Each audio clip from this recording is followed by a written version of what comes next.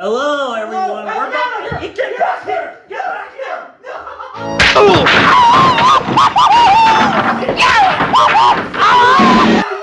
You can't force me! God damn it! No! Just do it, you piece of shit!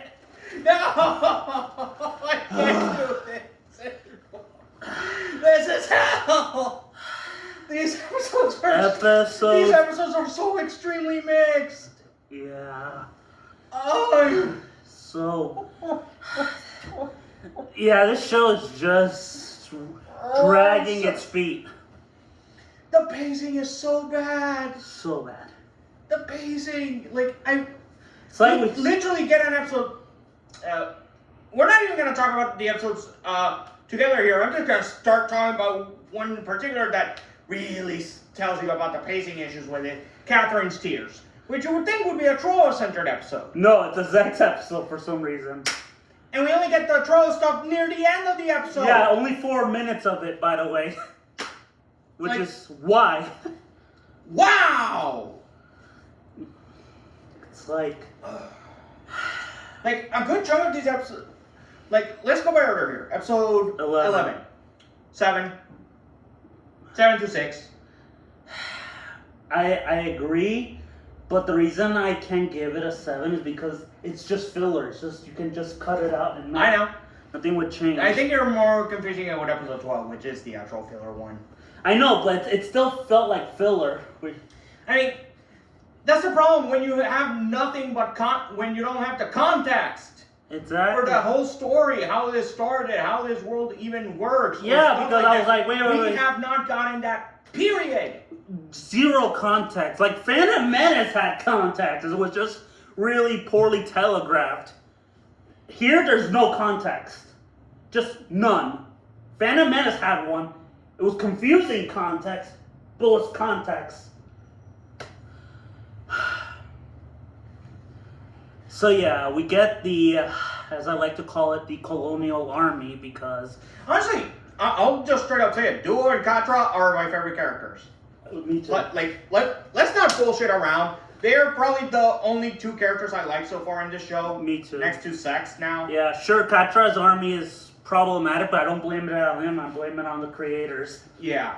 And Duo is a genuinely good character. So, fuck you. I like both of their Gundams, and I wish that the Sand Rocket actually got an upgrade instead of just being a customized version. Yeah. So yeah, I will give... Okay, I have 2 ratings for episode 11. A 7 and a 3. Okay, you're gonna have to explain that one to me. 7 because on its own, it's good. It's fine, but on as a whole, it's bad. It's bad. There's nothing happening. It's just, oh yeah, Oz is gonna bomb a village. Okay, what does it have to do to the rest of the story? I mean, we understand that this is more showing us about Oz's war crimes. Yeah. Let's be honest here. I think the actual purpose for these are just to show us just how bad some of the people in Oz really are. Yeah, I'm like, no shit if they're wearing Imperial Japanese inspired uniforms. Okay, that's not them. That was more the Earth Alliance guys. I know, but the Oz characters themselves some of the worst type of war criminals I've seen. Yeah, one of them is named Mueller, as in Heinrich We'll Mueller. get to that in a sec. Episode 12, which is a Wu-Fei-centered episode. Is bad, just awful. 2 out of 10. Look, any episode that involves Wu-Fei is bad. Yeah, this is just a 2 out of 10. Okay, because Wu-Fei is such a bad character. He's bitching that he doesn't have... He's bitching that he has no right to pilot the goddamn Gundam. I agree. But right now, you're the only one who is capable of piloting it, you stupid jackass! So get over your self-pitying party and just save some lives, you jackass. At the very least, he saved Sally Poe. Yeah. So, fuck it, I'll let him off on that. Yeah. But that's it. Yeah, Episode 13, 14, and 15, I'm counting them all as one singular triumvirate. Yeah. Since they all seem to follow the same shit. Yep. Are basically Sex Marquise. Episode 13 is the aforementioned Catherine's Tear episode, just for clear. Sex Marquise trying to rebuild the Wing Zero. Yeah. I mean, the Wing Gundam. Yeah, and we get introduced to two annoying students who I guess are jealous Yeah, of the sex. aforementioned Mueller and a guy called Alex, who are probably, most assuredly, war criminals of the worst kind. Yeah.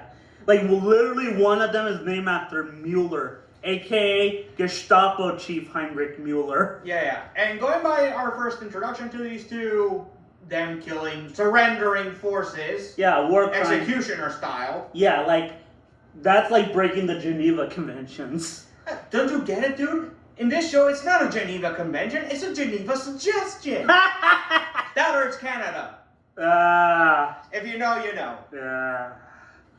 But yeah, like, That's I how get, the Geneva list is because of Canada. like, I have no idea why they're jealous of sex. Maybe they want to sleep with Noing, but It's not that they're jealous of him, they consider him an antique. Same with the suit. They consider him part of the old foundation. which is stupid since, you know, he's still like... Yeah. And mind you, they are loyal to Trace, but they're the kind of loyal that belongs to Cellets. Yeah. So, good on you, Zex, for killing them off. Yep, I don't think I could have handled them for like an entire show. Exactly.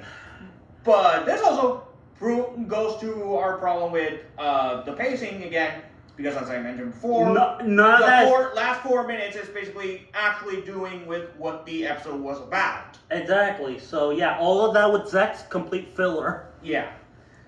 Episodes 14 and 15, though, you can argue against me on this one, but those are story-centered episodes with Hero trying to, find each of the members of the guy he killed, Noventa's family, and asking them to kill him. Yeah. With one of those instances that we don't see on screen, the one being the wife, she sends a letter to... She tries to send a letter to Hero, but ends up being intercepted by none other than Relena, who up to these 5 episodes has been trying to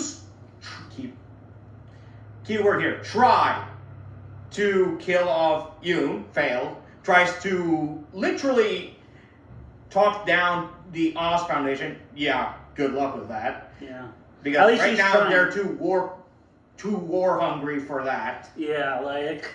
All it's missing is all the reactions from All Quiet from the Western Front, just the gleeful reactions of the soldiers. And again, being found by Noin, but that's actually a good thing in this case. Yeah. And ironically enough, we actually get a bit on Sex coat of arms here, or his honorable status here. Yeah. Since he seems to like an honorable fight, basically keeping it on fair grounds, depending on the fight. Yeah. Obviously, in the case of, say, the wing pilots, that's fine. But in a war scenario, that's stupid. more like, yeah, we'll take that with a grain of salt. Yeah, like, because this isn't like a shonen situation like with Vegeta. This is a literal war. Yeah, like, we'll take it with a grain of salt. Granted, I can allow that if it's just fighting up until they surrender, in which case, cool. Yeah, exactly.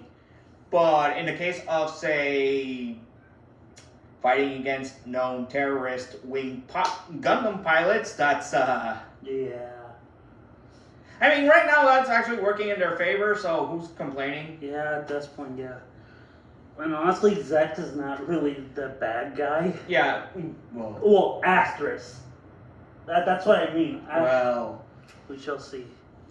Anyway, after that, we basically find out that the Rockefeller Foundation, aka part of the OS group, finds out that Sex is trying to rebuild the Gundam. They ask him to destroy it, like dumbasses. Yeah, because I'm like... You could literally use that information of the Gundams to make your own mass-produced version. Yeah, that's what C did! Hell, you want to know what's the funny part? And take this with a grain of salt, mind you. In the novels, I think in some of them anyway, they actually did. Well, not in this continuity, so they're just idiots. Yes, thank you. In particular, they made mass-produced versions of this and 2 other Gundams. Yeah. But yeah, so they're basically followed by the Gestapo, and and the Gestapo officer involved. Mhm. Basically, it was like, oh hey, like if I kill Zex, I'll get a promotion. I'm like, that's not how that works. Bro. I mean, it might actually work considering he's part of the Romfeller, not Trace's Oz. Yeah. So, True. It could have worked, but it had a huge chance of it not working. Exactly. That's my point. Like, it's a huge risk. Like Granted, he doesn't that guy doesn't live past the 2 episodes he's been in, so. yeah. Well, technically 3, I think. Yeah. No. Yeah, you're right. 2. Yeah, because by episode 15, he's brutally killed by fucking Trolla. Good.